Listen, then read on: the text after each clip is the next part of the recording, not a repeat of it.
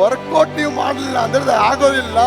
ಆಗ ದೇವರ ವಾಕ್ಯ ವರ್ಕೌಟ್ ಆಗ್ಬೇಕಂದ್ರೆ ಕರ್ತನ ಧರ್ಮಶಾಸ್ತ್ರದಲ್ಲಿ ಆನಂದ ಪಟ್ಟು ಅದನ್ನೇ ಹಗಲು ಇರುಳು ಅದಾನ ಮಾಡುವ ಮನುಷ್ಯನು ಭಾಗ್ಯವಂತನು.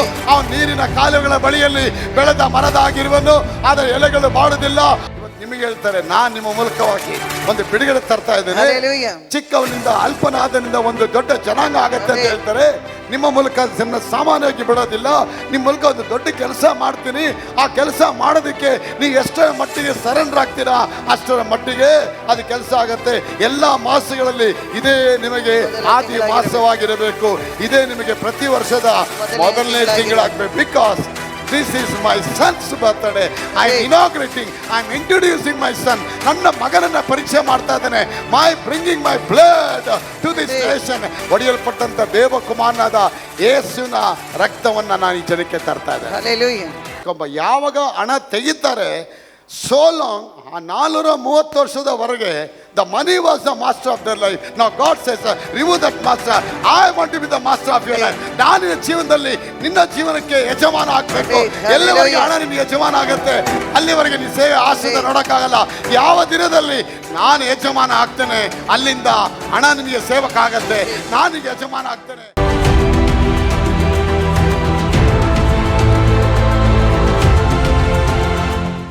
ಸನ್ನಿಧಾನದಲ್ಲಿ ಎಷ್ಟು ವರ್ಷ ನಮ್ಮ ಸಮಸ್ಯೆಗಳು ದೊಡ್ಡದಾಗಿದ್ರು ಕೂಡ ದೇವರು ಹೇಳ್ತಾರೆ ಅವುಗಳನ್ನ ಬಿಡಿಸ್ತೀನಿ. God doesn't see your gender, God doesn't see your bloodline, God doesn't see your what kind of problem you are going through, God doesn't see what type of heavy curse you have. ಎಷ್ಟು ದೊಡ್ಡ ಶಾಪ ಇದೆ, ಎಷ್ಟು ದೊಡ್ಡ ಕಣ್ಣೀರಿದೆ, ಎಂಥ ವಿಧವಾದ ದುಃಖದಲ್ಲಿದೆಯಾ ದೇವರು ನೋಡಲ್ಲ. God will see only, are you under the covenant of God? Hallelujah. ಒಡಂಬಡಿಕೆ ಒಳಗಿದೆಯಾ, ಮಿಕ್ಕಿ ನಾನೇನು ನೋಡಲ್ಲ ಅಂತಾರೆ ಅವರು. ಒಡಂಬಡಿಕೆ ಒಳಗಿದೆಯಾ, ಯಾರ್ಯಾರು ಆತನ ನಂಬಿದಾರೋ ಅವರಿಗೆ ದೇವರ ಮಕ್ಕಳಾಗುವ ಅಧಿಕಾರ ಕೊಟ್ಟು. ಯಾರ್ಯಾರಂದ್ರೆ ಅವನು ಕಳ್ಳ ಆಗಿರ್ಬೋದು, ಅವನು ದ್ರೋಹಿ ಆಗಿರ್ಬೋದು, ಅವನು ಬಡವ ಆಗಿರ್ಬೋದು, ಅವನು ಶ್ರೀಮಂತ ಆಗಿರ್ಬೋದು, ಅವನು ಅನ್ಎಜುಕೇಟೆಡ್ ಆಗಿರ್ಬೋದು, ಅನ್ಪಡ್ ಆಗಿರ್ಬೋದು, no matter. God doesn't care about all your scenarios. He will see only whether the name of Jesus is there. Hallelujah. ನನ್ನ ನಾಮ ನನ್ನ ಮಗನ ಹೆಸರಲ್ಲಿ ಇದೆಯಾ, ನನ್ನ ಮಗನ ಹೆಸರಿಗೆ ನನ್ನ ಮಗಳ ಹೃದಯದಲ್ಲಿ ಸ್ಥಳ ಇದೆಯಾ ಅನ್ನೋದು ಮಾತ್ರ ನೋಡ್ತಾರೆ. 430 ವರ್ಷ ಈ ಮಕ್ಕಳಿಗೆ ಬಿಡುಗಡೆ ಇಲ್ಲ, ಈ ಮಕ್ಕಳಿಗೆ ಬಂಧನಗಳಲ್ಲಿದ್ದಾರೆ, ಇವನ್ನ ಬಿಡಿಸೋರು ಯಾರು ಇಲ್ಲ. ಕಣ್ಣೀರು ಹಾಕಿ ಅಳ್ತಾರೆ, ನಮ್ಮನ್ನ ಬಿಡಿಸೋರು ಯಾರು ಅಂತೇಳಿ. ಇವತ್ತು ನೋಡಿ, ಈ 11 ವಾರಗಳವರೆಗೆ ಈ ಪೆಸಾಕ್ ಅಂತ ಫೀಸ್ಟ್ ನಾವು ಮಾಡ್ತಾ ಇದ್ದೇವೆ. ಪೆಸಾಕ್, ಶೆಬಯೋತ್ ಮತ್ತು ಸುಕೋತ್ ಅಂದರೆ ಪಾಸೋವರ್ ಮತ್ತು ಪೆಂಟಿಕಾಸ್ಟ್ ಮತ್ತು ವರ್ಣಶಾಲೆಗಳ ಹಬ್ಬ, the day of trumpet, days the feast of trumpet. 3 ಹಬ್ಬಗಳು. ಒಂದು ಬಿಡುಗಡೆಯ ಹಬ್ಬ, ಪಸಾಕ್ ಅಂದರೆ ಯೇಸು ಕ್ರಿಸ್ತನ ಹಬ್ಬದಿಂದ ಸ್ಟಾರ್ಟ್ ಆಗುತ್ತೆ. ಎರಡನೇದು ದೇವ್ರು ಹೇಳ್ತಾರೆ ಶೆಬಯೋತ್ ಅಂದರೆ ಪವಿತ್ರಾತ್ಮರ ವರದಾನಗಳನ್ನ ನಮ್ಗೆ ಕೊಡತಕ್ಕಂಥ ಹಬ್ಬ. ಮೂರನೇದು ದೇವ್ರು ಹೇಳ್ತಾರೆ ವರ್ಣಶಾಲೆಗಳ ಹಬ್ಬ, the feast of trumpets, that is the million Kingdom. ಈ 3 ಹಬ್ಬ ಶ್ರೇಷ್ಠವಾದ ಹಬ್ಬ ದೇವರ ಸನ್ನಿಧಾನದಲ್ಲಿ.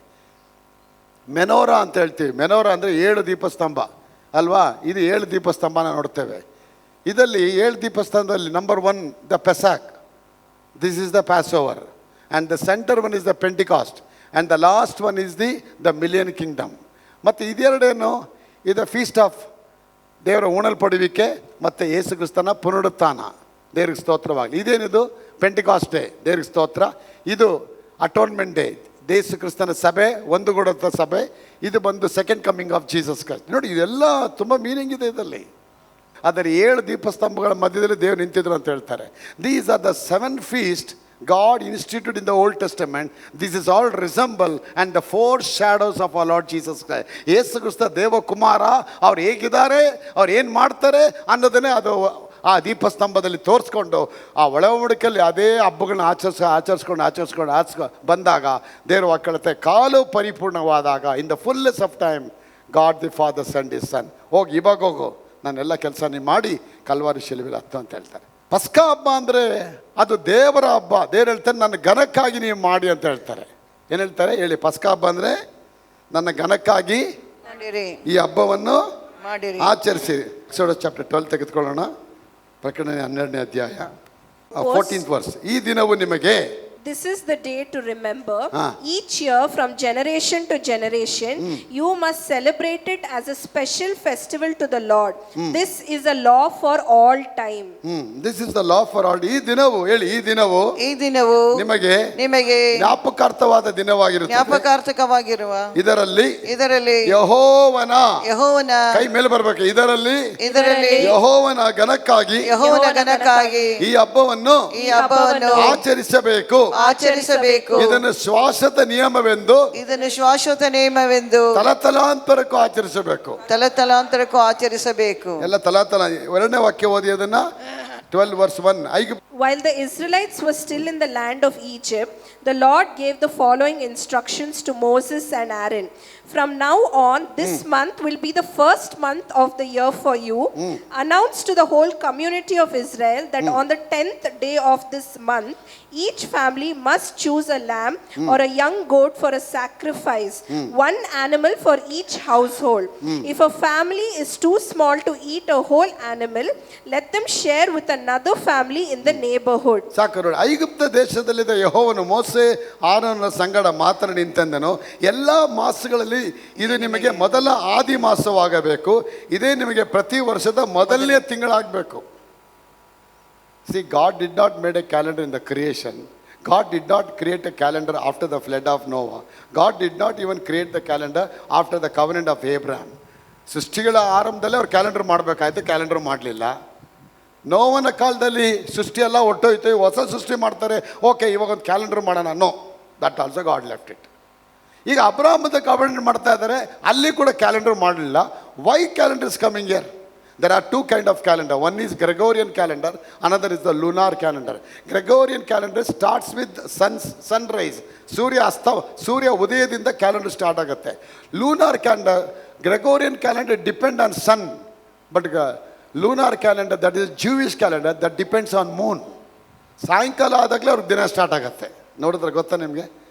ಮೊದಲನೇ ಜಾವ ಅಂತಾರೆ. ಸಾಯಂಕಾಲ ಅವ್ರಿಗೆ ಸಂಜೆ ಸೂರ್ಯ ಅಸ್ತಮಾನ ಆದಾಗಲೇ ಅವ್ರಿಗೆ ಹೊಸ ದಿನ ಅಂತ ಹೇಳ್ತಾರೆ. ಆದರೆ ಗ್ರೆಗೋರಿಯನ್ ಕ್ಯಾಲೆಂಡರ್ ನಮಗೆ ಬೆಳಗಿನ ಜಾವದಲ್ಲಿ ಸೂರ್ಯ ಅಸ್ತಮಾನ ಆದಾಗ ನಾವು ಇವತ್ತು ಹೊಸ ದಿನ ಬಂತು ಅಂತ ಹೇಳ್ತೀವಿ ಅಲ್ವಾ? ಆಗ ದೇವರು ಕ್ಯಾಲೆಂಡರ್ ಯಾಕೆ ರೆಡಿ ಮಾಡ್ತಾರೆ? ಎಲ್ಲ ಮಾಸಗಳು ನಿಮಗೆ ಮೊದಲ ಮಾಸ. ಯಾಕೆ ಅವ್ರ ಕ್ಯಾಲೆಂಡರ್ ಇರಲಿಲ್ವಾ? ಅಷ್ಟು ಮಾಡರ್ನೈಸ್ ಇದ್ದಂಥ ಐಗುಪ್ತ ದೇಶ ಅಷ್ಟು ವೆಸ್ಟರ್ನೈಸ್ ಆಗಿತ್ತು ಆಗಿನ ಕಾಲದಲ್ಲಿ. ಒಂದು ಕೊರತೆ ಇರಲಿಲ್ಲ. ಎಲ್ಲ ವಿಧವಾದ ಇಂಜಿನಿಯರ್ಸ್ಗಳು, ಆರ್ಕಿಟೆಕ್ಟ್ಗಳು ಎಲ್ಲರೂ ಇದ್ರಲ್ಲ. ಅಂಥ ದೇಶದಲ್ಲಿ ಕ್ಯಾಲೆಂಡರ್ ಇರಲಿಲ್ವಾ? There was calendar. But God did not take that calendar. God did not depend on that calendar. God did not want to lean on that calendar which the devil has made. God want to create one more calendar. Amen. There ಇನ್ನೊಂದು ಕ್ಯಾಲೆಂಡರ್ನ ready ಮಾಡಬೇಕಾಯಿತು.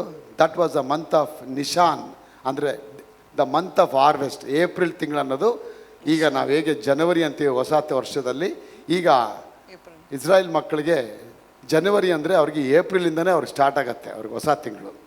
Month of Nishan ಅಂತ ಹೇಳ್ತಾರೆ. ಆಗ ದೇವ್ರು ಹೇಳ್ತಾರೆ, ಆ calendar ನನಗೆ ಬೇಡ, ನಾನು ನನ್ನ ಕ್ಯಾಲೆಂಡರ್ ಮಾಡ್ತೀನಿ. ಮಕ್ಕಳೇ, 430 ವರ್ಷ ಇವರು ಡೇಟ್ ಬರೀಲಿಲ್ಲ.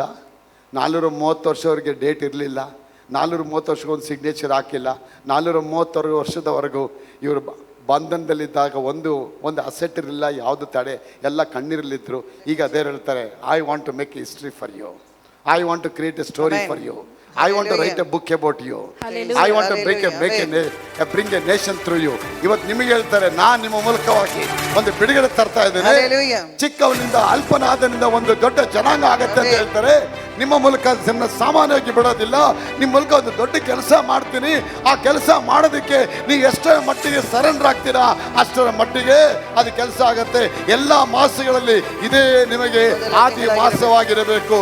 ಇದೇ ನಿಮಗೆ ಪ್ರತಿ ವರ್ಷದ ಮೊದಲನೇ ತಿಂಗಳಾಗಬೇಕು. Because this is my son's birthday. I am inaugurating, I am introducing my son. ನನ್ನ ಮಗನನ್ನ ಪರಿಚಯ ಮಾಡ್ತಾ ಇದ್ದೇನೆ. bringing my blood to this nation. ಪರಲೋಕದಲ್ಲಿ ಎಲ್ಲ ಜಗದುತ್ಪತ್ತಿಗೆ ಉಂಟು ಆಗೋದಕ್ಕೆ ಮುಂಚಿತವಾಗಿ ಒಡೆಯಲ್ಪಟ್ಟಂತ ದೇವಕುಮಾರನಾದ ಯೇಸುವಿನ ರಕ್ತವನ್ನ ನಾನು ಈ ಜನಕ್ಕೆ ತರ್ತಾ ಇದ್ದೇನೆ. Hallelujah. ರೀ, ವಾಟ್ ಎ ಮೈಟಿ ಗಾಡ್. ಇವರು ಎಷ್ಟು ದೊಡ್ಡ ಸರ್ವಶಕ್ತನ ದೇವ್ರಿ. ಇಷ್ಟು ದೊಡ್ಡ ನೇಷನ್ನ ಕ್ಯಾರನ್ನವರೇ ಹಾಗೆ ಒಂದು ಕೈ ಹಾಕ್ಬಿಟ್ಟು ಆ ಪೀಸ್ ಲ್ಯಾಂಡ್ ಹಂಗೆ ಕಟ್ ಮಾಡಿ ತೊಗೊಂಡೋಗಿ ಆಲೋಚನೆ ದೇಶದಲ್ಲಿ ಇಡೋ ಕಷ್ಟನ ಇವ್ರಿಗೆ. ಸೃಷ್ಟಿಕರ್ತಾರೆ ಅವರು. ಈ ಕ್ಯಾನ್ ಕಟ್ ದ ಪೀಸ್. ಆ ಜನನ ಹಂಗೆ ಕೈಯಲ್ಲಿ ಹಿಡ್ಕೊಂಡ್ಬಿಟ್ಟು ಹಂಗೇ ತೊಗೊಂಡೋಗ್ಬಿಟ್ಟು ಇಲ್ಲಿ ಇಟ್ಟಿದ್ದೀನಪ್ಪ ಹೇಳಕ್ ಬರಲ್ವಾ? He can do that one. But he doesn't do anything without the permission of the blood of Jesus. ರಕ್ತ ಇಲ್ಲದೆ ಏನು ಮಾಡಲ್ಲ ಅವರು. You want to see that blood. ಅದಕ್ಕೆ ಎಲ್ಲ ಮನೆಗಳಿಂದ ಒಂದು ಕುರಿ ತನ್ನಿ ಅಂತಾರೆ. ಎಲ್ಲ ಮನೆಗಳಲ್ಲಿ ಕುರಿ ಬಂತು. ಎಲ್ಲ ಮನೆಗಳಲ್ಲಿ ಏಸು ಬರಬೇಕು.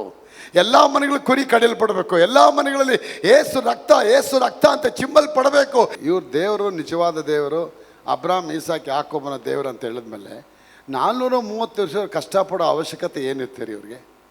Why they are suffering from so long years? ಯಾಕಂದರೆ ಅವ್ರಿಗೆ ದೇವ್ರು ಯಾರಂತ ಗೊತ್ತಿದ್ರು ಕೂಡ ದೇವ್ರ ಕವೆನೆಂಟ್ ಒಳಗೆ ಬರಲಿಲ್ಲ. ಇವತ್ತು ಬಿಲಿಯನ್ಸ್ ಆಫ್ ಕ್ರಿಶ್ಚಿಯನ್ಸ್ನ ನಾವು ನೋಡ್ತೇವೆ. They have all the word of God, they go to church. ಆದರೆ ದೇವ್ರಿಗೆ ಅವ್ರಿಗೆ ಯಾವ ಲಿಂಕು ಇಲ್ಲ, ಕವೆನೆಂಟ್ ಒಳಗಿಲ್ಲ ಅವರು. They are not under the shadow of the covenant of God. ಕೀರ್ತನೆ 91 ಹೇಳುತ್ತಲ್ಲ, he who dwells in the secret place of the most high shall abide under the shadow of the Almighty. ಸರ್ವಶಕ್ತನ ಪರಮಾತ್ಮನ ಮೊರೆ ಹೊಕ್ಕಿರುವನು ಸರ್ವಶಕ್ತನ ನೆರಳಲ್ಲಿ ಸುರಕ್ಷಿತನಾಗಿ ಇರುತ್ತಾನೆ. ಆ ದೇವರ ಸರ್ವಶಕ್ತ ನೆರಳಲ್ಲಿ ನಮಗೆ ಬರೋಕ್ಕೆ ಸೈತಾನ್ ಬಿಡೋದಿಲ್ಲ. ಹಲವಾರು ಹೋರಾಟ, ಹಲವಾರು ಎಂಗ್ಸೈಟಿ, ಹಲವಾರು ಸ್ಟ್ರೆಸ್ಗಳು, ಹಲವಾರು ವಿಧವಾದ ಹೋರಾಟಗಳ ಮಧ್ಯದಲ್ಲಿ ನಾವು ಜೀವಿಸಿ ಪ್ರಪಂಚವೇ ನಮಗೆ ಭಾರವಾಗಿ ಕಾಣ್ಬಿಡುತ್ತೆ. ಅದಕ್ಕೆ ನಮಗೆ ಕಷ್ಟ ಬಂದ್ಬಿಡುತ್ತೆ. ಕಷ್ಟ ಬಂದು ಬಂದು ಬಂದು ಬಂದು ಕೊನೆಗೆ ಕಷ್ಟವೇ ನಮ್ಮ ಜೀವನ, ಕಷ್ಟವೇ ನಮ್ಮ ಹಣೆ ಬರ, ದೇವ್ರು ನಮ್ಗೆ ಕೊಟ್ಟ ವರ ಇದು ಅಂದ್ಬಿಟ್ಟು ಸನ್ನಿಧಾನದಲ್ಲಿ ಯಾವಾಗ ಆ ದೇವರ ಸನ್ನಿಧಾನಕ್ಕೆ ಬಂದು ನಾವು ಚಿತ್ತಕ್ಕೆ ಒಂಬಡಿ ಮಾಡ್ತೀವಿ, ನಮ್ಮ ಕೈಗಳನ್ನು ದೇವ್ರು ಬ್ಲೆಸ್ ಮಾಡೋಕ್ಕೆ ಅವ್ರು ಬಂದ್ಬಿಡ್ತಾರಲ್ಲಿ. ಅವ್ರು ಬರಬೇಕಾದ್ರೆ ದೇವರಲ್ಲಿ ಕೆಲಸ ಮಾಡಬೇಕಾದ್ರೆ ಆ ಒಡಂಬಡಿಕೆ ಒಳಗೆ ಬರಬೇಕು.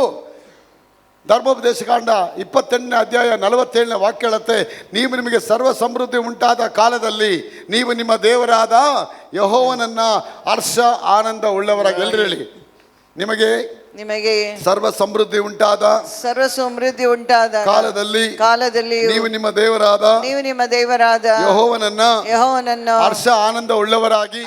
ಆನಂದ ಇದೆಯಾ? ಎರಡು ಅಕ್ಕ ತಂಗಿ ಇದ್ದಂಗೆ, ಅದೆರಡು ಇರ್ಬೇಕಲ್ಲಿ. ಹರ್ಷನ ಇರಬೇಕು, ಆನಂದನೇ ಇರಬೇಕು. ಹರ್ಷ ಆನಂದ ಉಳ್ಳವರಾಗಿ ಸೇವಿಸದೆ ಹೋದದ್ದರಿಂದ. They know God but still they are not giving glory to God. They know who is the creator but still they are giving the glory to the creations, not the creator. ಆ ರಕ್ಷಕನ ಅರ್ಥದ ಮೇಲೆ ಆ ರಕ್ಷಕನವರು ಏನು ಕೊಡಬೇಕಾಗಿತ್ತು? ಮಹಿಮೆ ಕೊಡಬೇಕಾಗಿತ್ತು. ಅದಕ್ಕೆ ಅಪ್ಪ ಹೇಳ್ತಾರೆ, ಹರ್ಷ ಆನಂದ ಉಳ್ಳವರಾಗಿ ನಿಮ್ಮ ದೇವರನ್ನು ಸೇವಿಸದೆ ಹೋದುದರಿಂದ ದೇವರು ನಿಮ್ಮ ಮೇಲೆ ಶತ್ರುಗಳನ್ನು ಬರಮಾಡುವನು. ಆಗ ನೀವು ಹಸಿವೆ, ಬಾಯಾರಿಕೆ ಉಳ್ಳವರಾಗಿ, ಬಟ್ಟೆ ಇಲ್ಲದವರಾಗಿ, ಕೈಯಲ್ಲಿ ಏನಿಲ್ಲದವರಾಗಿ ಶತ್ರುಗಳಿಗೆ ಅಧೀನರಾಗೇ ಬೇಕಾಗತ್ತೆ. ಈ 5 ಆಸ್ಪೆಕ್ಟ್ ನಮ್ಮ ಲೈಫಲ್ಲಿ ನಡೀತಾ ಇದೆ. ಓಲ್ ವರ್ಲ್ಡ್ ಕ್ರಿಶ್ಚಿಯನ್ ಸರ್ಕಲಲ್ಲಿ ಇದು ನಡೀತಾ ಇದೆ. ಒಂದು ಹಸಿವೆ, ಹಂಗರ್, ಸರಿಗೆ ಮನೇಲಿ ರೇಷನ್ ಇಲ್ಲ. ಎರಡನೇದು ಬಾಯಾರಿಕೆ, ಯಾವುದಕ್ಕೂ ತೃಪ್ತಿ ಇಲ್ಲ ಜೀವನದಲ್ಲಿ. ಬಟ್ಟೆ ಇಲ್ಲ, ಸರಿಗೆ ತೃಪ್ತಿ ಇಲ್ಲ, ಊಟದಲ್ಲಿ ತೃಪ್ತಿ ಇಲ್ಲ, ಸಮಾಧಾನ ತೃಪ್ತಿ ಇಲ್ಲ, ನಿದ್ರೆಯಲ್ಲಿ ತೃಪ್ತಿ ಇಲ್ಲ, ಎಲ್ಲದಲ್ಲೂ ಆ ಬಾಯಾರಿಕೆ ಅವ್ರಿಗಿದೆ. ನೆಕ್ಸ್ಟು ಬಟ್ಟೆ ಇಲ್ಲದವರಾಗಿ, ಸರಿಯಾದ ಒಂದು ಅಸೆಟ್ ಇಲ್ಲ ಅವ್ರ ಲೈಫಲ್ಲಿ, ಯಾವ ಜೀವನದಲ್ಲಿ ಕೈಯಲ್ಲಿ ಏನಿಲ್ಲ. 4ನೇದು ಕೈಯಲ್ಲಿ ಏನಿಲ್ಲದವರಾಗಿ, ₹1 ಇಲ್ಲ ಜೋಬಲ್ಲಿ, ₹5 ಇಲ್ಲ ಬದರ್, ಏನಿಲ್ಲ ಬದರ್, ದುಡ್ಡಿಲ್ಲ ಬದರ್, ಲೈಟ್ ಬಿಲ್ ಕಟ್ಟಕ್ಕೆ ಕಾಸಿಲ್ಲ, ಅದಕ್ಕೆ ಕಟ್ಟಕ್ಕೆ ಕಾಸಿಲ್ಲ, ಮಗಳಿಗೆ ಫೀಸ್ ಕಟ್ಟಕ್ಕೆ ಕಾಸಿಲ್ಲ ಬದರ್, ಕಾರ್ಗೆ EMI ಕಟ್ಟಕ್ಕೆ ಕಾಸೇ ಇಲ್ಲ ಬದರ್, ಏನು ಮಾಡ್ಬೇಕು ಗೊತ್ತಾಗ್ತಾ ಇಲ್ಲ ಬದರ್. ಕೈಯಲ್ಲಿ ಏನೂ ಇಲ್ಲದವರಾಗಿಯೂ ಶತ್ರುಗಳಿಗೆ ಅಧೀನರಾಗಬೇಕಾಗತ್ತೆ. ಯಾರು ಶತ್ರು? ಸೈತಾನ ಕದಿಯುವುದಕ್ಕೂ ಸೂಲುವುದಕ್ಕೂ ನಾಶ ಮಾಡೋದಕ್ಕಾಗಿ ಬಂದನು ಹೊರತು ಮತ್ಯಾವುದಕ್ಕಾಗಿ ಬರಲ್ಲ. ಆದರೆ ನಾನಾದರೂ ನನ್ನ ಕುರಿಗಳಿಗೆ ಜೀವ ಕೊಡಬೇಕೆಂತಲೂ ಆ ಜೀವವು ನಿಮಗೆ ಸಮೃದ್ಧಿಯಾಗಿ ಇರಬೇಕೆಂತಲೂ ಬಂದೆ ಅಂತ ಹೇಳ್ತಾರೆ. ಆಗ 28ನೇ ಅಧ್ಯಾಯ 50ನೇ ವಾಕ್ಯ ಓದಿಮ್ಮ. ಅವರು ನಿಮ್ಮನ್ನು ವೃದ್ಧರೆಂದು ಮರ್ಯಾದೆ ಕೊಡೋದಿಲ್ಲ, ಚಿಕ್ಕವರೆಂದು ಕನಿಕರ ಪಡೋದಿಲ್ಲ. ನಿಮ್ಮ ದನಗಳನ್ನು ಬೆಳೆಗಳನ್ನು ತಿಂದುಬಿಟ್ಟು ನಿಮಗೆ ಧಾನ್ಯವನ್ನಾಗಲಿ, ದ್ರಾಕ್ಷಾರಸವನ್ನಾಗಲಿ, ಎಣ್ಣೆ ಬಣ್ಣ ಆಗಲಿ, ದನ ಕುರಿ ಸಂತಾನವನ್ನಾಗಲಿ ಉಳಿಸದೆ ನಿಮ್ಮನ್ನು ಪೂರ್ಣವಾಗಿ ನಾಶ ಮಾಡುವರು. ದೇವ್ರ ಬಾಯಿಂದ ಬರೋ ಮಾತು ಇದು. God himself is declaring this word because you are not under the covenant.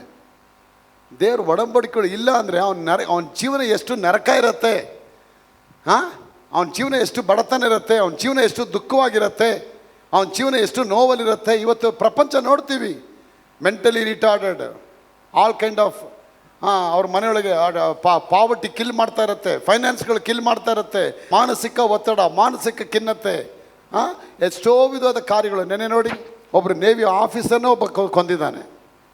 ಒಬ್ಬ ಹುಡುಗ ಭಟ್ಟರ್ ಏನು ಆಚಾರಿ ಭಟ್ ಏನೋ ಗೊತ್ತಿಲ್ಲ, ಟಿ ವಿಲಿ ಬರ್ತಾ ಇದೆ. ತಂದೆ ನೇವಿ ಆಫೀಸರು, ತಾಯಿ ಗಂಡ ಹೆಂಡತಿ ಇಬ್ಬರನ್ನೂ ಕೊಂದುಬಿಟ್ಟು ನಿಮ್ಮಾನ್ಸ್ ಹಾಸ್ಪಿಟ್ಲಿಗೆ ಅಡ್ಮಿಟ್ ಆಗಿದ್ದಾನೆ. ಎಂಥ ವಿಪರ್ಯಾಸ! ಎಷ್ಟು ಎಜುಕೇಟೆಡ್ ಆಗಿದೆ. ಇವಾಗ ಮಗಳು ತಂಗಿ ಫಾರಿನಿಂದ ಬಂದಿದ್ದಾಳೆ. ಅವಳು ಹೇಳ್ತಾಳೆ, ಅಪ್ಪ ಅಮ್ಮನ್ನ ಉಣ್ಬೇಕಾದ್ರೆ ನಮ್ಮ ಅಣ್ಣನ ಕಳಿಸಿ ಅಪ್ಪ ಅಂತ ಹೇಳಿದೆ. ಅಣ್ಣನ ಬಿಡೋಕ್ಕೆ ರೆಡಿ ಇಲ್ಲ ಪೊಲೀಸ್ನವ್ರು. ಇದೆಲ್ಲ ಯಾಕಾಗ್ತಾ ಇದೆ? ಇಷ್ಟು ಕಲಾಮಿಟಿ, ಇಷ್ಟು ಕಮೋಷನ್ಸ್ ಯಾಕಾಗ್ತಾ ಇದೆ? Because you are under the bondage of devil. Devil has come to steal and kill and destroy. For us come, but I have come to give my life so that my life be in abundance. ನನ್ನ ಕುರಿಗಳಿಗೆ ಜೀವ ಕೊಡಬೇಕಂತ ಬಂದಿದ್ದೀನಿ ಅಂತಾರಪ್ಪ.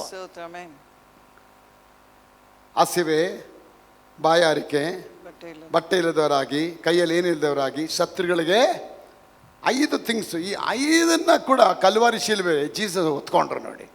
5 ಹೊತ್ಕೊಂಡ್ರು. ಹಸಿವೆ, ಅವ್ರಿಗೆ ಊಟ ಹೊಟ್ಟೆ ಹಸಿತಾ ಇತ್ತು. ಅವ್ರಿಗೆ ಬಾಯಾರಿಕೆ, ನನಗೆ ಬಾಯಾರಿಕೆದಾಗೆ ಅಂತ ಹೇಳಿದ್ರು. ಬಟ್ಟೆನೇ ಕಿತ್ತಾಕಿದ್ರು. ಅವ್ರ ಬಟ್ಟೆನೇ ಕಿತ್ತಾಕ್ಬಿಟ್ಟು ನೇಕಡಾಗಿ ಶಿಲ್ಬೆ ಮೇಲೆ ನಿಲ್ಲಿಸಿದ್ರು. ಕೊನೆಗೆ ಕೈಯಲ್ಲಿ ಏನೂ ಇಲ್ಲ, ಕೈಯಲ್ಲಿ ಬರೀ ಮೊಳೆ ಮಾತ್ರ ಇದೆ ಅವ್ರ ಹತ್ರ. He has taken your poverty. He became poor in order to make us rich. ನಿಮಗೋಸ್ಕರ, ನಿಮ್ಮನ್ನು ಐಶ್ವರ್ಯವಂತನಾಗಿ ಮಾಡೋದಕ್ಕಾಗಿ ಆತನು ಶಿಲುಬೆ ಮೇಲೆ ನಿಮಗೋಸ್ಕರ ಬಡವನಾದ. He became poor. Though he was rich, yet he became poor. ಇದೆಲ್ಲ ನೋಡಿ, ಸ್ವಲ್ಪ ಕೂತ್ಕೊಂಡು ಚಿಂತನೆ ಮಾಡಬೇಕು. ನಾನು ಯಾಕೆ ಬಡವನಾಗಿದ್ದೀನಿ? ನಾನು ಯಾಕೆ ಇನ್ನೂ ಮಾನಸಿಕ ಖಿನ್ನತೆ ಆಗಿದೆ? ನಾನು ಯಾಕೆ ಇನ್ನೂ ಸಾಲದ ದೌರ್ಜನ್ಯ ನಡೀತಾ ಇದೆ? ನಾನು ಯಾಕೆ ಇನ್ನೂ ಭಯದಲ್ಲಿದ್ದೀನಿ? ಇವೆಲ್ಲ ನೀವು ವಿಚಾರ ಮಾಡಬೇಕಾದ್ರೆ ನಿಮಗೆ ವಿಚಾರ ಹೇಳುತ್ತೆ, ನಿನ್ನ ಕವನದೊಳಗೆ ಬಾ. ದೇವ್ರು ತುಂಬ ಖಡಕ್ಕಿದಾರ್ರಿ, ಅವ್ರ ಹತ್ರ ನೀವು ಆಟ ಆಡೋಕ್ಕಾಗಲ್ಲ. ಗಾಡ್ ಈಸ್ ಹೋಲಿ. ಅವ್ರದ್ದು ಅಡ್ಜಸ್ಟ್ ಮಾಡ್ಕೊಂಡು ಸ್ವಲ್ಪ ಹಿಂಗೆ ಮಾಡ್ಬಿಡ್ತೀನಿ, ಸ್ವಲ್ಪ ಕೊಟ್ಬಿಡು. ನೋ. ಅಡ್ಜಸ್ಟ್ ಎಲ್ಲ ಮಾಡೋದು ಪಿಸಾಸಿ. ಇವ್ರು ಅಡ್ಜಸ್ಟ್ ಎಲ್ಲ ಮಾಡೋದಿಲ್ಲ. ಒಂದು ಏಕ್ಮಾರ್ ದೋತು ಕೂಡ 10 ಕೂಡ ಹೊಡೆದು ಬಿಡ್ತಾರೆ ಒಂದೇ ಸತಿ. ಬಂದರೆ ಕರೆಕ್ಟಾಗಿ ಬಾ, ಇಲ್ವಾ ಬರಲೇಬೇಡ. ತುಂಬ ಜನಕ್ಕೆ ಯಾಕೆ ಚರ್ಚ್ಗಳಲ್ಲಿ ಬಂದು ವರ್ಕೌಟ್ ಆಗ್ತಾ ಇಲ್ಲ? ಬಿಕಾಸ್ ವರ್ಕೌಟ್ ಆಗ್ತಾ ಅವ್ರಿಗೆ ಏನು ತಿಳ್ಕೊಂಬಿಟ್ಟಿದ್ದಾರೆ, ಒಳಗೋಗಿ ಒಂದು ಒಳ್ಳೆ ಸರ್ಮನ್ ಕೇಳ್ಬಿಟ್ರೆ ನಮ್ಗೆ ಚೆನ್ನಾಗಿ ಆಗ್ಬಿಡತ್ತೆ. ಯೂಟ್ಯೂಬಲ್ಲಿ ಒಂದು ಒಳ್ಳೆ ಸರ್ಮನ್ ಕೇಳ್ಬಿಟ್ರೆ, what a good sermon I heard, okay let me see many good more blessing. No, never people. ಅದು ನೀವು ಒಳಗೆ ಬರುವ, you have to enter in the covenant of God. ಒಬ್ಬನು ನನ್ನಲ್ಲಿಯೋ ನನ್ನ ವಾಕ್ಯಗಳು ಅವನಲ್ಲಿ ನೆಲೆಗೊಂಡಿದ್ದಾರೆ, ಅವನು ಏನು ಬೇಕಾದರೂ ಪ್ರಾರ್ಥನೆ ಮಾಡಿ. ಇವತ್ತು ಇನ್ನೂ ದೌರ್ಜನ್ಯ ನಡೀತಾ ಇದೆ, ಬಡತನ ನಡೀತಾ ಇದೆ, ಅಪ್ರೆಷನ್ ನಡೀತಾ ಇದೆ, ಪಾವರ್ಟಿ ನಿಮ್ಮ ಮೇಲೆ ದೌರ್ಜನ್ಯ ಮಾಡ್ತಾ ಇದೆ, ಬಡತನ ಹೋರಾಟಗಳು ಆಗ್ತಾ ಇದೆ, ವ್ಯಾಧಿ ನಿನ್ನ ಹೋರಾಟ ಮಾಡ್ತಾ ಇದೆ. ಯಾಕೆ? ನೀವಿನ್ನೂ ಕವೆನೆಂಟ್ ಒಳಗೆ ಬರಲಿ. 430 ವರ್ಷ ಯಾಕೆ ಆಯ್ತು ಅಂದರೆ, ಈ 430 ವರ್ಷದವರೆಗೆ ಅಷ್ಟು ಅಡಮಂಟಾಗಿದ್ರು, ಅಷ್ಟು ಅಡ್ಡವಾಗಿದ್ರು, ದೇವರ ಚಿತ್ತಕ್ಕೆ ವಿರೋಧವಾಗಿ ಆಗಲ್ಲ ಅಂತೇಳಿ ಆ ಕಾರ್ಯವನ್ನು ಅವ್ರು ಮಾಡೋಕ್ಕೆ ಅವ್ರು ರೆಡಿ ಇರಲಿಲ್ಲ. ಅವ್ರು ರೆಡಿ ಇಲ್ಲದೆ ಇರೋದ್ರಿಂದ ಇವರು ರೆಡಿ ಆಗಲಿಲ್ಲ. ಹೋಗಿ ಅಲ್ಲೇ ಸಾಯಿ, ಅಲ್ಲೇ ಬಿಟ್ಬಿಟ್ರು ಅವ್ರನ್ನ. ಚಪ್ಪಳೆ ಬರಲಿ. ಮನೆಯೊಳಗೆ ನಾವು ಬರೋಕ್ಕೆ ಸೈತಾನ ಅಷ್ಟು ಈಸಿಯಾಗಿ ಬಿಡೋದಿಲ್ಲ. ಪರಮಾತ್ಮನ ಮೊರೆ ಹೊಕ್ಕಿರುವವನು, he who dwells, it doesn't say he who visits. There are vast difference are there. It does not say he who visits, he who dwells. ಸಂಧಿಸೋನಂತ ಬರಲಿಲ್ಲ, ತಂಗಿರೋನಂತ ಬರುತ್ತೆ. ಎಷ್ಟು ಜನ ತಂಗಿದ್ದೀರಾ? ತಂಗಕ್ಕಾಗ್ತಿಲ್ಲ ಬ್ರದರ್, ಆಸ್ಪತ್ರೆಯಲ್ಲಿ ತಂಗ್ತಾ ಇದ್ದೀವಿ. ಕರೆಕ್ಟ್, ತಂಗು, ಅಲ್ಲೇ ಏನು ಮಾಡೋಕ್ಕಾಗಲ್ಲ. ಜೀವನದಲ್ಲಿ ನಮಗೆಲ್ಲ ಬ್ಲೆಸ್ಸಿಂಗ್ ಬೇಕು, ಅದೆಲ್ಲ ಬೇಕು. Correct, God will give you. ಆದರೆ ಅದಕ್ಕೆಲ್ಲ ಮುಂಚಿತವಾಗಿ ನಿಯಮ ಅನ್ನೋದು ತುಂಬ ಮುಖ್ಯ. ಪ್ರಿನ್ಸಿಪಲ್ ಇದೆಯಲ್ಲ, ಆ ಪ್ರಿನ್ಸಿಪಲ್ನ ಬಿಟ್ಟು ದೇವರು ಹೊರಗಡೆ ಬರೋದಿಲ್ಲ. ಬಿತ್ತುವ ಕುಯ್ಯುವ ಆ ಪ್ರಮಾಣ ಇಟ್ಟಿದ್ದಾರೆ. God has kept that the principle of sowing and reaping. As long as you don't come to that principle, so long the heaven cannot open, that door cannot open, the blessing cannot come on you, because you have become so adamant, rigid, stiff-necked. ವಜ್ರದಂಥವ್ರು ತಮ್ಮ ಹೃದಯ ಕಠಿಣ ಮಾಡ್ಕೊಂಡ್ರು ಅಂತ ಹೇಳುತ್ತೆ ಇಸ್ರಾಯೇಲ್ ಮಕ್ಕಳು. 430 ವರ್ಷ lockup ಆಗಿರೋ ಯಾರು ಇದ್ದಾರೆ? 28ನೇ ಅಧ್ಯಾಯ. When you go to home and read the 56 verses ಇದೆ. ಆ 56 ವರ್ಸಲ್ಲಿ 28ನೇ ಅಧ್ಯಾಯ ಬಂದು I always give to people. ಜನ ಕೇಳ್ತಾರೆ, ಯಾಕೆ ಅದನ್ನೇ ಕೊಡ್ತೀರಾ ಪಾಸ್ಟರ್ ಅಂತೇಳಿ. ಯಾಕೆ ಅಂದರೆ there is blessing is hidden in that chapter. Obedience and disobedience. ವಿಧೇಯತೆ ಆದರೆ ಏನು ಬ್ಲೆಸ್ಸಿಂಗು, ಅವಿಧೇಯನಾದರೆ ಏನು ಶಾಪ. 28ನೇ ಅಧ್ಯಾಯ 1ರಿಂದ 14 ಮಾತ್ರ ಬ್ಲೆಸ್ಸಿಂಗ್ ಇದೆ ಅಷ್ಟೇ. 14ನೇ ವಾಕ್ಯ ಜಂಪ್ ಆಗಿದ ತಕ್ಷಣ ಮಶಾಣದಲ್ಲಿ ಕಾಲಿಟ್ಟಂಗೆ ನನಗೆ. 15ರಿಂದ 68. ಅಲ್ಲಿಂದ 58 ವಾಕ್ಯಗಳವರೆಗೂ ಓದ್ದಾದರೆ 1:4. 1:4 4 ದೇವ್ರ ಕೇಳುತ್ತಲ್ಲ, ನನ್ನನ್ನು ಪ್ರೀತಿಸುವವರಿಗೆ 1000 ತಲೆಗಳವರೆಗೆ ದಯ ತೋರಿಸಿ. ಆಶೀರ್ವಾದ. ನನ್ನ ವಾಕ್ಯವನ್ನು ಕೇಳಿ ತಿರಸ್ಕಾರ ಮಾಡೋರಿಗೆ ಅವರ ಸಂತಾನಕ್ಕೆ 4 ತಲೆಗಾಲುಗಳ ಮೇಲೆ ನಾನು ಶಾಪ. ಇದು 4 4 ಇಷ್ಟು ಅಂತ ಹೇಳುತ್ತಲ್ಲಿ. ಆಗ 28ನೇ ಅಧ್ಯಾಯ 21ನೇ ವಾಕ್ಯ ಹೇಳುತ್ತೆ, ವ್ಯಾಧಿ ನಿಮ್ಮನ್ನು ಅಂಟಿಕೊಂಡು ಇರುವಂತೆ ಮಾಡುತ್ತೇನೆ. ಆತ ನಿಮಗೆ 22ನೇ ವಾಕ್ಯ, ನಿಮ್ಮನಿಗೆ ಕ್ಷಯ ರೋಗ, ಚಳಿ ಜ್ವರ, ಉಷ್ಣ ಜ್ವರ, ಸಾಯುವ ತನಕ ಬೆನ್ನತ್ತಿಕೊಂಡು ಬರುತ್ತದೆ. 27ನೇ ವಾಕ್ಯ, ಐಗುಪ್ತ ದೇಶದಲ್ಲಿ ಬಾಧಿಸಿದ ಹುಣ್ಣು, ಬಾವು, ತುರಿಕಜ್ಜಿ, ವಾಸಿಯಾಗದ ರೋಗಗಳು, ಚಿತ್ತಭ್ರಮಣ, ಕುರುಡುತನ, ಮನವಿಸ್ಮಯ. ಬಾ ಇದೆಲ್ಲ ಓದ್ತಾ ಇದ್ರೆ ಇರೋ ನರ ಎಲ್ಲ ನಡಗ್ತದೆ ನನಗೆ. ಮನವಿಸ್ಮಯ, ಇದೆಲ್ಲ ರೋಗ. ಇವೆಲ್ಲ ಬೆನ್ನತ್ತಿ ನಿಮಗೆ ಕೊನೆಯವರೆಗೆ ಹಿಡ್ಕೊಂಬರತ್ತದು. ಯಾವಾಗ ಕವೆನೆಂಟ್ ಅಂದರೆ, ಕವೆನೆಂಟ್ ಏನು? That is its of Jesus Christ. Yesu ಕ್ರಿಸ್ತನ ತಿರಸ್ಕಾರ ಮಾಡಿ, ಅಯ್ಯೋ ಅದೊಂದು ದೇವ್ರು ತಾನೆ, ಹೋದ್ರೆ ಆಯಿತು, ಆ ಥರ ತಿರಸ್ಕಾರ ಬಂದಿದ ತಕ್ಷಣ ನಿಮಗೆ ಸ್ಟಾರ್ಟ್ ಆಗುತ್ತೆ ಏನು? ಟಾರ್ಮೆಂಟೇಷನ್ ಸ್ಟಾರ್ಟ್ ಆಗಿಬಿಡುತ್ತೆ, ಬಡತನ ಸ್ಟಾರ್ಟ್ ಆಗಿಬಿಡುತ್ತೆ, ಕಣ್ಣೀರು ಸ್ಟಾರ್ಟ್ ಆಗಿಬಿಡುತ್ತೆ, ದುಃಖ ಸ್ಟಾರ್ಟ್ ಆಗ್ಬಿಡುತ್ತೆ. ಯೋಸೇಫನ ಕಾಲದಲ್ಲಿ ಮಕ್ಕಳು ಕಷ್ಟಪಟ್ಟಿದ್ರು, ಇವ್ರ ಜೊತೆಲಿದ್ದರು. ಯೋಸೇಫ್ ಇರೋವರೆಗೂ ಅವ್ರ ಮನೆ ಮೇಲೆ ಆಶೀರ್ವಾದ ಇತ್ತು. ಯಾಕೆ? ಯೋಸೇಫ್ ವಾಸ್ ಅಂಡರ್ ದ ಕವನೆಂಟ್. ಯೋಸೇಫನು ಒಡಂಬಡಿಕೆ ಒಳಗಿದ್ದ. ಯೋಸೇಫ್ ಇರೋವರೆಗೂ ಪ್ರಾಸ್ಪರಿಟಿ ಇತ್ತು. That's what it says. Because you did not serve the Lord your God joyfully and gladly in the time of prosperity. What is the prosperity? Prosperity ಅಂದ್ರೇನು? Shantakumar uncle ಅವರೇ, ದೇವ್ರ ಜೊತೆ ಬರೋದೇ ಪ್ರಾಸ್ಪ್ಯಾರಿಟಿ. ನೋಡಿ, ಇಲ್ಲಿ ಪ್ರಾಸ್ಪ್ಯಾರಿಟಿ ಇದೆ, ಸಮೃದ್ಧಿ. There is a prosperity. ಇಲ್ಲಿ ಆಶೀರ್ವಾದ ಇದೆ, ಇಲ್ಲಿ ನೆಮ್ಮದಿ ಇದೆ, ಅಭಿಷೇಕ ಇದೆ, ಚೈತನ್ಯ ಇದೆ, ದೇವರ ಸಮಾಧಾನ ಇದೆ, ಎಲ್ಲ ಆಶೀರ್ವಾದ ಅಡಗಲ್ಪಟ್ಟಿದೆ. ಇದನ್ನು ಹೊತ್ಕೊಂಡು ನೀವು ಮನೆಗೆ ಹೋಗ್ಬೇಕು ಇವತ್ತು.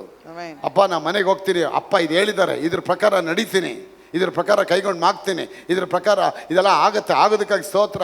ಇದೆಲ್ಲ ಕೇಳ್ಬಿಟ್ಟು ಮನೆಗೆ ಹೋಗ್ಬಿಟ್ಟು ಎಂಟಿದ್ರ ಒಂದು ಸ್ವಲ್ಪ ಎಲೆ ಅಡಿಕೆ ತೊಗೊಂಬ, ಅಲ್ಲಿ ಬ್ರಾಂತಿ ಬಾಟ್ಲು ಇಟ್ಟಿದ್ನಲ್ಲ ಸ್ವಲ್ಪ, ಅದು ತೊಗೊಂಬ, ನೆನ್ನೆ ಸ್ವಲ್ಪ ಕುಡ್ದಿಟ್ಟಿದ್ದೆ ನಾನು, ಎಲೆ ಅಡಿಕೆ ಸ್ವಲ್ಪ ತಿನ್ನೋಣ, ಸ್ವಲ್ಪ ಇಸ್ಪಿಟ್ ಆಟ ಆಡೋಣ, ಜೂಜ್ ಆಟ ಆಡೋಣ. ನೋಡಿ, ಇವೇ ಚಿಲ್ಲರೆ ಕೆಲಸ.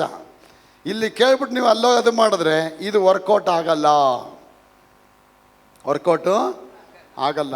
ಜಿಮ್ಗಳ ಮುಂದೆ ನೋಡ್ತೀರಾ, ದೊಡ್ಡ ದೊಡ್ಡ ಬಾಡಿ ಹಂಗೆ ಬಿಟ್ಕೊಂಡು ಹಂಗೆ ಪ್ಯಾಕು, 7 ಪ್ಯಾಕು 6 ಪ್ಯಾಕು, ಹಂಗೆ ಮಸೂಲ್ ಸರ್ ಹಿಂಗೆಲ್ಲ ಬಂದು ಹಿಂಗೆ ಇಳಿಸಿರ್ತಾರೆ ನೋಡಿ. ಅಯ್ಯೋ ನನ್ನ ಬಾಡಿ ಏನು ಒಳ್ಳೆ ನುಗ್ಗೆಕಾಯಿ ಥರ ಐತೆ, ನಮ್ಮದು ಹಂಗೆ ಬಾಡಿ ಬಿಟ್ಕೊಳ್ಳಲ್ಲ, ಮನೋಜ್ ಒಳಗೆ ಹೋಗ್ಬಿಡ್ತಾರೆ. ಎಷ್ಟು ಸರ್? 1,000 ರೂಪಾಯಿ ಕಟ್ಟಿ ಸರ್, ನೀವು ಅದೇ ಥರ ಆಗ್ತೀರಾ? ಖಂಡಿತ ಆಗ್ತೀನಿ. ನಾನು ಮೆಂಬರ್ ಆಗ್ಬಿಡ್ತಾನೆ. ಮೆಂಬರ್ ಆಗಿ ಡೈಲಿ ಹೋಗೋದು ಬರೋದು, ಚಿತ್ರ ನೋಡೋದು ಬರೋದು. ಒಂದು ತಿಂಗಳು ಆಗೋದ್ಮೇಲೆ ಇವನು ಹೋಗಿ ಹೇಳ್ತಾನೆ, ಏನು ರೀ 1,000 5,000 ಕಟ್ಟಿದ್ದೀನಿ, ಆ ಎಪ್ಪನ ಬಂದಿರೋ ಪ್ಯಾಕ್ ಯಾವುದು ಬಂದಿಲ್ಲ ರೀ, ಏನು ಪ್ಯಾಕು ಬಂದಿಲ್ಲ ರೀ. ಅದಕ್ಕೆ ನಮ್ಮ ಮುಟ್ಟಾಳನ ಮಗನೇ, ಅಲ್ಲಿ ನೋಡಿಕೊಂಡು ನೀನು 1000 ದುಡ್ಡು ಕಟ್ಟ ಹೇಳಿಲ್ಲ, ಒಳಗೆ ಡಂಬಲ್ ಸಿಕ್ಕಿದೆಯಪ್ಪ, ಆ ಡಂಬಲ್ಸ್ ಎಲ್ಲ ಡೈಲಿ ಎತ್ತಿ ಎಗ್ರಿ ಹಿಂಗೆ ಎತ್ತಿ ಎಲ್ಲ ಮಾಡ್ತಾಯಿದ್ರೆ ಆಗ ಸ್ಲೋವಾಗಿ ಬಿಲ್ಟಪ್ ಆಗ್ತಾ ಹೋಗೋದಪ್ಪ ಅಂತ ಹೇಳ್ತಾರೆ.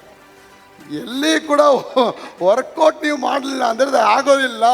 ಆಗ ದೇವರ ವಾಕ್ಯ ವರ್ಕೌಟ್ ಆಗಬೇಕಂದ್ರೆ ಕರ್ತನ ಧರ್ಮಶಾಸ್ತ್ರದಲ್ಲಿ ಆನಂದ ಪಟ್ಟು ಅದನ್ನೇ ಹಗಲು ಇರುಳು ಅದಾನ ಮಾಡುವ ಮನುಷ್ಯನು ಭಾಗ್ಯವಂತನು. ಅವನು ನೀರಿನ ಕಾಲುವೆಗಳ ಬಳಿಯಲ್ಲಿ ಬೆಳೆದ ಮರದಾಗಿರುವನು, ಅದರ ಎಲೆಗಳು ಬಾಡುವುದಿಲ್ಲ, ಅದರಂತೆ ಜನಗಳೇ ಅದರಂತೆ ಅವನ ಕಾರ್ಯಗಳೆಲ್ಲ ಸಫಲವಾಗುವುದು. ಜನ ಸಫಲ ಆಗ್ತಿದ್ದೀರಾ? ಸಫಲ ಆಗ್ತಾ ಇಲ್ಲ ಬ್ರದರ್. ಯಾಕಂದ್ರೆ ಹಗಲು ಇರುಳು ಏನ್ ಮಾಡ್ತಾ ಇಲ್ಲ. You are not meditating, you are not taking delight in the word of God, you are not meditating about the law of the Lord. Then how can God can bless you? 430 ವರ್ಷ ಈ ಮಕ್ಕಳಿಗೆ ಬಿಡುಗಡೆ ಇಲ್ಲ. ಯಾಕಂದ್ರೆ ಹಗಲು ಇರುಳು ಆ ಐಗುಪ್ತ ದೇಶದ ಎಲ್ಲ ಸರ್ವ ದೇವತೆಗಳು ಇಟ್ಕೊಂಡು ಆ ದೇವತೆಗಳನ್ನ ಪೂಜೆ ಮಾಡ್ತಾ ಇದ್ರು. ಆ ದೇವತೆಗಳು ಇವರಿಗೆ ದೇವತೆಗಳಾಗೋಯ್ತು ವಿನ ಒಡಂಬಡಿಕೆ ಮರೆತು ಬಿಟ್ರು. ಒಡಂಬಡಿಕೆ ಮರ್ತಿದ್ದಕ್ಕೆ ಅವರಿಗೆ ಕಣ್ಣೀರು, ಉಪವಾಸ, ದುಃಖ, ಕೈಯಲ್ಲಿ ಏನಿದ್ದವರಾಗಿ ಬರಿಗೈಯರಾಗಿ ಶತ್ರುಗಳಿಗೆ ಅಧೀನರಾಗಬೇಕಾದ ಒಂದು ಪರಿಸ್ಥಿತಿ ಬಂದ್ಬಿಡ್ತು. They became slave to the enemies. ಅಲ್ವಾ? ಗುಲಾಮತನ. There are more difference than the servant and the slave. ಸರ್ವೆಂಟ್ಗೆ ಪೇಮೆಂಟ್ ಇದೆ, ಸ್ಲೇವ್ಗೆ ಪೇಮೆಂಟ್ ಇಲ್ಲ. ಅವನೊಂಥರ ಪ್ರಾಣಿ ಇದ್ದಂಗೆ. ರಾತ್ರಿಯಿಂದ ಬೆಳಗ್ಗೆಯಿಂದ ಸಾಯಂಕಾಲ ರಾತ್ರಿವರೆಗೂ ಜೀತದಾಳ ಥರ ದುಡಿತಾನೆ ಇರಬೇಕು. ಅವನಿಗೆ ಒಂದು ಸಂಬಳನೇ ಇರೋ. There is no payment for this person. 430 ವರ್ಷ 30 ಲಕ್ಷ ಜನ ಈ ಸ್ಥಳದಲ್ಲಿದ್ದಾರೆ. ಆದರೆ ಏನು ದೇವ್ರ ಕೃಪೆನ ಗೊತ್ತಿಲ್ಲ. ಅಲ್ಲಿದ್ದಂಥ ವಯಸ್ಸಾದವರು ಕಣ್ಣಲ್ಲಿ ನೀರು ಹಾಕಕ್ಕೆ ಸ್ಟಾರ್ಟ್ ಮಾಡ್ತಾರೆ. ದೇವರೇ, ನಮ್ಮ ಪೀಳಿಗೆಲ್ಲ ಕಷ್ಟಪಡ್ತಾ ಇದೆಯಪ್ಪ, ನಾವು ಕಷ್ಟಪಟ್ಬಿಟ್ವಿ, ನನ್ನ ಮಗನೂ ಕಷ್ಟಪಡ್ತದೆ, ನನ್ನ ಮೊಮ್ಮಗ ಕಷ್ಟಪಡ್ತಾ ಇದ್ದಾರೆ. ನೀ ಮೋಸೆ ಮೂಲಕ ಮಾತಾಡಿದ್ಯಾ, ಅಬ್ರಹಾಮ್ ಮೂಲಕ ಮಾತಾಡಿದ್ಯಾ, ಆ ಒಡಂಬಡಿಕೆ ನೆರವೇರಿಸಪ್ಪ, ಆ ಒಡಂಬಡಿಕೆಗಳು ನಾವು ಬರೋಕ್ಕೆ ಇಷ್ಟಪಡ್ತೀಯಪ್ಪ ಅಂತೇಳಿ ಆಗಿನ ಕಾಲದಲ್ಲಿ ಚರಿತ್ರೆ ಹೇಳುತ್ತೆ. ವಯಸ್ಸಾದವರು ಆಗಿನ ಕಾಲದಲ್ಲಿ ಪ್ರಾರ್ಥನೆ ಮಾಡಿ, ದೇವರೇ ಒಡಂಬಡಿಕೆಗಳಿಗೆ ನಾವು ಬರ್ತೀಯಪ್ಪ, ನಮ್ಮ ಪ್ರಾರ್ಥನೆ ಕೇಳು. ಆಗ ದೇವರು ಮೋಸೆ ಹತ್ರ ಬಂದು ಮಾತಾಡ್ತಾರೆ, ನಾನು ನನ್ನ ಜನರ ಮೊರೆಯನ್ನು ಕೇಳಿದ್ದೇನೆ, ಅವರ ದುಃಖ ಕಣ್ಣೀರುಗಳನ್ನೆಲ್ಲ ಬಲ್ಲೆನು, ಅವರನ್ನು ಬಿಡಿಸೋದಕ್ಕೆ, ಐಗುಪ್ತ ದೇಶದ ಅರಸನಿಂದ ಬಿಡಿಸೋದಕ್ಕೆ ನಿನ್ನನ್ನು ನಾನು ಕಳಿಸ್ತೇನೆ ಬಾ ಅಂತೇಳಿ ದೇವರು ಕರೀತಾರೆ. ಆ ಕರಿತೀನಿ ಅಂತ ಹೇಳಿದ ತಕ್ಷಣ ಆಗಲೇ ಅಪ್ಪ ಹೇಳ್ತಾರೆ, ಬಿಡುಗಡೆ ಬೇಕಾ? ಹೌದು, ಬಿಡುಗಡೆ ಬೇಕು. 430 ವರ್ಷ ಚರ್ಚ್ಗೆ ಹೋಗಲಿಲ್ಲ, ಆರಾಧನೆ ಮಾಡಲಿಲ್ಲ, ದಶಮ ಭಾಗ ಕೊಡಲಿಲ್ಲ, ಟೈತ್ ಆಫರಿಂಗ್ ಕೊಡಲಿಲ್ಲ, ದೋಷ ಪರಿಹಾರ ಕಾರ್ಯಗಳು ಮಾಡಲಿಲ್ಲ, ಬಡವ್ರಿಗೊಂದು ದಾನ ಮಾಡಲಿಲ್ಲ. ಇವರು ಹೊಟ್ಟೆ ತಿನ್ನೋದಾಯಿತು, ಇವ್ರು ಮಲಗೋದಾಯಿತು, ತಿನ್ನೋದಾಯಿತು, ಮಲಗೋದಾಯಿತು, ಈ ರೀತಿಯಾಗಿದ್ದರು. ಈಗ ದೇವ್ರು ಬಂದು ಮಾತಾಡ್ತಾರೆ, ಎಲ್ಲ ಮಾಸಗಳಲ್ಲಿ ನಿಮಗಿದು ಆದಿ ಮಾಸವಾಗಿರಬೇಕು, ಇದೇ ಪ್ರತಿ ವರ್ಷದ ಮೊದಲನೆಯ ತಿಂಗಳಾಗಬೇಕು. ಬಿಡುಗಡೆ ಆಗಬೇಕಾ? ಹೌದು, ಬಿಡುಗಡೆ ಆಗಬೇಕು. ಆಗ ಏನಾದರೂ ಒಂದು ಕೆಲಸ ಮಾಡಬೇಕಲ್ಲ, ದೇವರೊಂದು ಅದ್ಭುತ ಮಾಡಬೇಕಾದೊಂದು ಅಸೈನ್ಮೆಂಟ್ ಕೊಡ್ತಾರೆ. Every miracle always proceed with an assignment. You cannot expect a miracle without a sowing of a seed. ಆ ಒಂದು ದೇವರ ರಾಜ್ಯದಲ್ಲಿ ಬೀಜ ಬಿತ್ತದೆ, ಸುಗ್ಗಿ ಕಾಲನ್ನು ಎದುರು ನೋಡೋಕ್ಕಾಗಲ್ಲ. ಅಲ್ಲಿ ದೇವರು ಬಂದು ಮಾತಾಡ್ತಾರೆ, ಈ ತಿಂಗಳಿನ 10ನೇ ದಿನದಲ್ಲಿ ನೀವು ನಿಮ್ಮ ಗೋತ್ರಗಳ ಪ್ರಕಾರವಾಗಿ ಪ್ರತಿಯೊಂದು ಮನೆಯವರು, ಪ್ರತಿಯೊಂದು ಮನುಷ್ಯನು ಒಂದೊಂದು ಕುರಿಯನ್ನಾಗಲಿ ಆಡನ್ನಾಗಲಿ ತೆಗೆದುಕೊಂಡು ಬರಬೇಕು. ದೇವ್ರಿಗೆ ಸ್ತೋತ್ರ. ತೊಗೊಂಬರೋರು ಯಾರು? ಕಾಸು ಕೊಡೋದು ಯಾರು? ಅಪ್ಪ ಹೇಳ್ತಾರೆ, ನೀವು ಕಾಸು ಹಾಕೊಂಡು ತೊಗೊಂಬನ್ನಿ ಪೇಟೆಗೆ. 10ನೇ ದಿನದವರೆಗೆ, 10ನೇ ದಿನ ಅಂತ ಹೇಳ್ತಾರೆ. 10ನೇ ದಿನದಿಂದ ನೀವು ಸ್ಟಾರ್ಟ್ ಮಾಡಬೇಕು. 1ನೇ ತಾರೀಕು ಹೇಳ್ಬಿಡ್ತಾರೆ. 10ನೇ ತಾರೀಕು ಯಾಕೆ 10 ಡೇಸ್ ಟೈಮ್ ಕೊಡ್ತಾರೆ ಅಂದರೆ, 30 ಲಕ್ಷ ಜನ ಅಲ್ವಾ, ಎಲ್ಲ ಕಡೆ ಹೋಗಿ ಕುರಿ ತರಬೇಕೆ, ದೇ ನೀಡ್ ಟೈಮ್. ನೋ, 10 ದಿನದಲ್ಲಿ ಹೋಗಿ ಎಲ್ಲ ಕಡೆ ಹೋಗಿ ಹಣ ಕೂಡಿಸಿ ಹೋಗಿ ತೆಗೆದುಕೊಂಬ. ಯಾವಾಗ ಹಣ ತೆಗಿತಾರೆ, ಸೋ ಲಾಂಗ್, ಆ 430 ವರ್ಷದವರೆಗೆ the money was the master of their life. Now God says, remove that master, I want to be the master of your life. ನಾನು ನಿನ್ನ ಜೀವನದಲ್ಲಿ, ನಿನ್ನ ಜೀವನಕ್ಕೆ ಯಜಮಾನ ಆಗಬೇಕು. ಎಲ್ಲಿವರೆಗೆ ಹಣ ನಿನ್ಗೆ ಯಜಮಾನ ಆಗುತ್ತೆ, ಅಲ್ಲಿವರೆಗೆ ನೀನು ಸೇವೆ ಆಶ್ರಯ ನೋಡೋಕ್ಕಾಗಲ್ಲ. ಯಾವ ದಿನದಲ್ಲಿ ನಾನು ಯಜಮಾನ ಆಗ್ತೇನೆ, ಅಲ್ಲಿಂದ ಹಣ ನಿನಗೆ ಸೇವಕ ಆಗತ್ತೆ. ನಾನು ಯಜಮಾನ ಆಗ್ತೇನೆ.